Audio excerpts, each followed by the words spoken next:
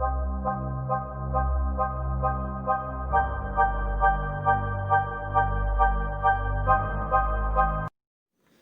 Students, welcome back to my channel. आज हम सियाराम शरण गुप्त द्वारा रचित काकी कहानी पढ़ेंगे। काकी कहानी के कहानीकार से परिचय कराना चाहूँगी। इनके लेखक हैं सियाराम शरण गुप्त। सियाराम शरण गुप्त जी का जन्म 4 सितंबर 1895 में उत्तर प्रदेश झांसी के पास चिर गांव में हुआ था। और जो इनके पिता थे श्री रामचरण, वे एक आस्थावान व्यक्ति थे। ये मैथिशरण गुप्त के छोटे भाई थे। गुप्त जी पर महात्मा गांधी और विनोबा भावे के विचारों के अनुयायी थे, जिसकी झलक इनकी रचनाओं में भी देखने को मिलती है।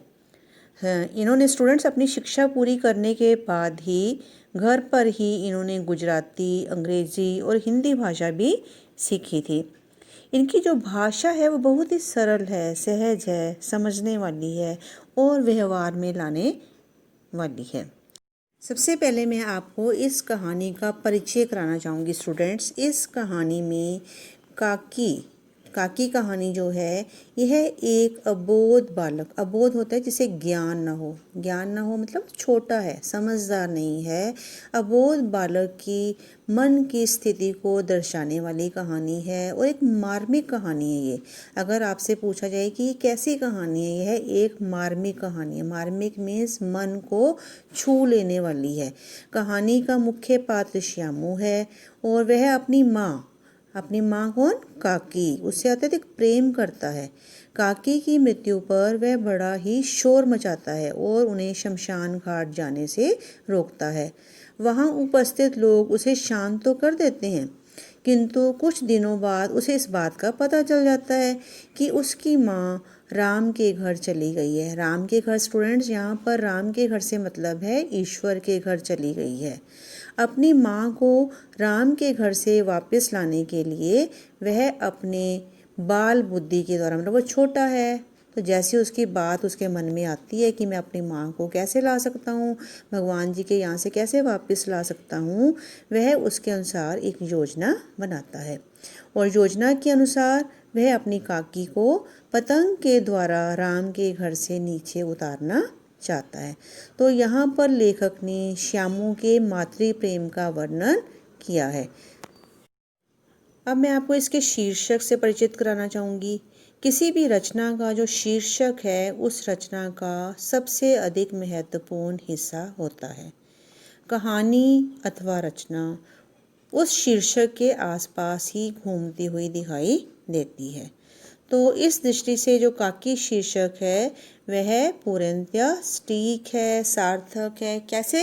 जैसे हम देखते हैं कि कहानी के आरंभ में ही काकी का देहांत हो जाता है और उसका अबोध पुत्र श्यामू जो है वह काकी के शोक में डूबा रहता है।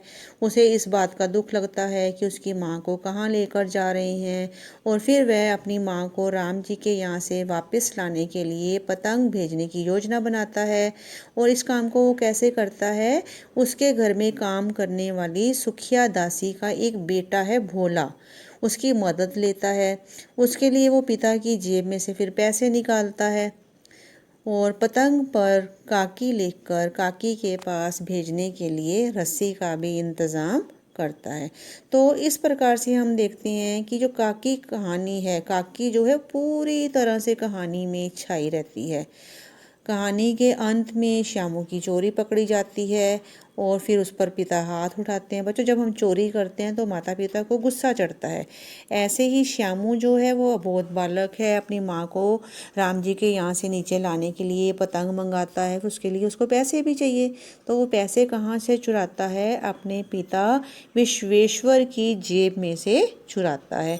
अंत में वो पकड़ा जाता है और उसके पिता द्वारा उसे मारा जाता है, और मारते भी हैं और गुस्से में उसकी पतंग भी फाड़ देते हैं।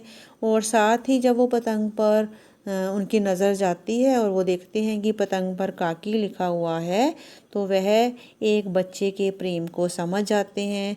तो ये सब जो है हम सब के मन में, पाठकों के मन में श्यामू के जो अपनी काकी के प्रति भाव हैं, कैसा प्रेम का भाव है, उन सब बातों को स्पष्ट करता है। तो इस तरह से हम देखते हैं स्टूडेंट्स की कहानी जो है आरंभ से अंत तक काकी के इर्द गिर्द ही घूमती है। इसलिए हम कह सकते हैं कि काकी कहानी का शीर्षक पूर्णतः उपयुक्त है, सटीक है एवं सार्थक है। अब मैं आपको इसके उद्देश्य से परिचित कराना चाहूँगी। उद्देश्य मीन्स क्या समझाने का प्रयास कर रहा है, उसका इस कहानी लिखने का उद्देश्य क्या है। तो इस कहानी के माध्यम से हमें यही कहानीकार बताना चाहता है कि मासूम बालक श्यामू है, उसकी मातृवियोग की पीड़ा को दर्शाया है कि उसकी माँ की मृत्यु हो गई है, वह अभी बहुत छोटा है और वह उसे समझ नहीं पाता। कहानीकार ने यह भी समझाने का प्रयास किया है कि बालकों का हृदय अत्यंत कोमल होता है, भावुक होता है, बच्चे संवेदनशील होते हैं और वे मातृवियोग मीन्स माता से बिछड़ने के, वियोग मीन्स दुख को सहन नहीं कर पाते। जिस प्रकार हमने इस कहानी में भी हम पढ़ेंगे कि श्यामू बहुत छोटा है, अबोध है, समझदार भी नहीं है बेचारा, और इतनी छोटी उम्र में उसकी माँ काकी की मृत्यु हो गई है और श्यामू जो है वो कितना दुखी है, इस कहानी में हम स्टूडेंट्स पढ़ेंगे।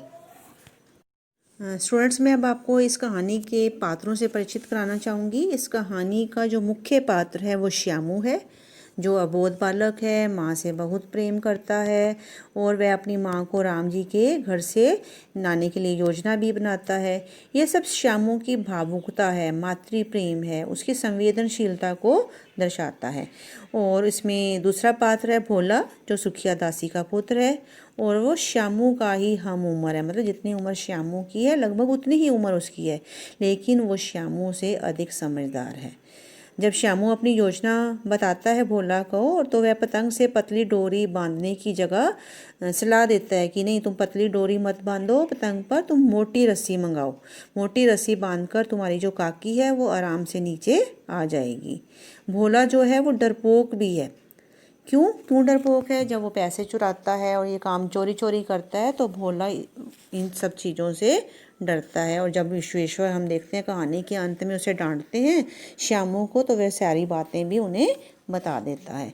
उसके बाद इसमें है विश्वेश्वर जो हैं वो श्यामू के पिता हैं और वो अन्यमनस्क रहते हैं। अन्यमनस्क मीन्स उदास उदास रहते हैं। क्योंकि उनकी पत्नी की अकाल मृत्यु हो गई थी। अकाल मृत्यु मीन्स जो समय से पहले हो जाती है, तो उनकी पत्नी की मृत्यु समय से पहले हो गई। क्यों? वो छोटा सा है अभी श्यामू, और इतनी छोटी उम्र में उनकी पत्नी की मृत्यु हो गई, उनका मन कहीं भी नहीं लगता है। श्यामू द्वारा पतंग मंगाने की इच्छा जाहिर करने पर वो उसे सहमति तो दे देते हैं, परंतु वो उसे पतंग मंगा कर नहीं देते। वे अपने पुत्र के प्रति जिम्मेदारी को समझते हैं। श्यामू द्वारा जब उनके कोट से रुपये चुराया जाता है और तो उनको जब ये बात पता चलती है तो वो उसको 2 थप्पड़ लगाते हैं। लेकिन जब कहानी के अंत में हम पढ़ते हैं कि पतंग के ऊपर श्यामू ने काकी लिखा था, जब उन्होंने काकी पढ़ा तो उनका मन जो था व्यथित हो उठा, दुखी हो उठा। उन्हें लगा कि मैंने अपने बच्चे को गलत किया है, गलत थप्पड़ मारा है। तो वो ऐसे हो गए जैसे वो कुछ सोचने की हालत में ही ना हो। स्टूडेंट्स उनको थप्पड़ क्यों लगाते हैं अपने बेटे को? क्योंकि जब भी कोई बच्चा चोरी करता है तो माता पिता नहीं चाहते हैं कि उनके जो बच्चे हैं वो चोरी करें। वे जिम्मेदार व्यक्ति हैं, बच्चे के प्रति अपनी जिम्मेदारी निभाते हैं और चोरी जैसी बुरी आदत से वो श्यामू को दूर रखना चाहते हैं। इसलिए जब उन्हें पता चलता है कि उसने पतंग के लिए पैसे चुराए हैं तो वो उसको मारते पीटते भी हैं। लेकिन वो स्टूडेंट्स ये नहीं है कि वो अच्छे व्यक्ति नहीं है, मारते हैं तो अच्छे। हमारे माता पिता हमें क्यों मारते हैं स्टूडेंट्स? इसीलिए मारते हैं कि हम कोई भी गलत काम ना करें, अच्छी राह पर चलें। इसी तरह से जो विश्वेश्वर हैं वो संवेदनशील स्वभाव के व्यक्ति हैं। श्यामू की बात भोला के द्वारा सुनकर वे फटी पतंग को उठाते हैं और उस पर जब काकी शब्द लिखा हुआ देखते हैं तो वे हैरान रह जाते हैं। उस दिन सवेरे श्यामू की नींद खुली तो उसने देखा कि घर भर में कोहराम मचा हुआ है। कोहराम मीन्स रोना धोना मचा हुआ है। उसकी माँ नीचे से ऊपर तक एक कपड़ा ओढ़े हुए कंबल पर भूमि शयन कर रही है। भूमि शयन, भूमि मीन्स भूमि पर सोना, शयन मीन्स सोना। और घर के सब लोग उसे घेर कर बैठे बड़े करुण ढंग से विलाप कर रहे हैं। किसे घेर कर बैठे सब? श्यामू की माँ काकी को घेर कर बैठे हैं और रो रहे हैं। लोग जब उमा को शमशान ले जाने के लिए उठाकर ले जाने लगे तब श्यामू ने बड़ा उपद्रव मचाया। लोग जब उमा को, तो यहाँ पर उमा किसको कहा गया है? श्यामू की माँ को उमा कहा गया है। जब उसको उठाकर, क्योंकि उसकी मृत्यु हो गई थी और उसका संस्कार करने के लिए शमशान ले जाने लगे तो श्यामू ने बड़ा हंगामा मचाया। उपद्रव मीन्स हंगामा। लोगों के हाथ से छूटकर वह उमा के ऊपर जा गिरा। बोला, काकी सो रही है, उन्हें इस तरह उठाकर कहाँ लिए जा रहे हो? मैं ना जाने दूंगा। तो क्यों वो गिर गया? वो अबोध बालक है, उसे तो ऐसे लग रहा है उसकी माँ सो रही है। अब छोटे बच्चों को तो कुछ पता नहीं है, वो अबोध है, समझदार नहीं है, इतनी छोटी उम्र में उसकी माँ की मृत्यु हो गई है। तो वो कह रहा है कि मेरी माँ तो सो रही है, तुम इसको कहाँ उठा कर ले जा रहे हो? मैं नहीं जाने दूंगा। लोग बड़ी कठिनता से उसे हटा पाए। काकी के दाह संस्कार में उसे नहीं जाने दिया। एक दासी राम राम करके उसे घर पर ही संभाले रही। एक दासी उनके यहाँ काम करती थी। स्टूडेंट्स, दासी का किसको बोलते हैं? सेविका को, सर्वेंट को। यद्यपि बुद्धिमान गुरुजनों ने उसे विश्वास दिलाया कि उसकी काकी उसके मामा के यहाँ गई है। ये क्वेश्चन आपसे पूछा जा सकता है बोर्ड में, किसने विश्वास दिलाया कि उसकी काकी मामा के यहाँ गई है? बुद्धिमान गुरुजनों ने। परंतु असत्य के आवरण में, आवरण मीन्स पर्दा, अब ये जो झूठ बोला जा रहा था कि उसकी जो काकी है मामा के यहाँ गई है, ये बात झूठ बोली जा रही थी। सत्य बहुत समय तक छिपा ना रह सका। आसपास के अबोध बालकों के मुंह से वह प्रकट हो गया। आसपास के बच्चों ने उसे बताया कि नहीं, उसकी माँ जो है वो मामा के यहाँ नहीं, राम जी के यहाँ गई है। तो यह सुनते ही रोते रोते उसका रुदन, अब जब हमारे अपने किसी क्लोज की मृत्यु हो जाती है तो हम उस मृत्यु को बर्दाश्त नहीं कर पाते, हम मन ही मन दुखी होते हैं, रोते हैं काफ़ी। तो ऐसे ही उसका जो रोना था वह तो क्रमशः शांत हो गया था, परंतु जो मन के अंदर दुख था, अपनी माँ को याद करने का जो दुख था, वह शांत नहीं हो सका। वर्षा के अनंतर 1-2 दिन में ही पृथ्वी के ऊपर का पानी तो अगोचर हो जाता है। अगोचर मीन्स गायब हो जाता है, परंतु भीतर ही भीतर उसकी आर्द्रता जैसे बहुत दिन तक बनी रहती है। आर्द्रता मीन्स नमी। वैसे ही उसके अंतःस्थल, अंतःस्थल मीन्स वैसे ही उसके मन में वह शोक जाकर बस गया था। वह प्रायः अकेला बैठा बैठा शून्य मन से आकाश की ओर ताका करता। स्टूडेंट्स, यहाँ पर शून्य मन क्यों कहा गया है? जब हमारे किसी क्लोज की मृत्यु हो जाती है, हम मन से बहुत दुखी होते हैं, तब हमारा मन जो है कुछ भी सोचने समझने की स्थिति में नहीं होता। आज हम इतना ही पढ़ेंगे स्टूडेंट्स। अगर आपको मेरी वीडियो पसंद आए तो लाइक करें, शेयर करें और सब्सक्राइब करें और बेल आइकन दबाना ना भूलें।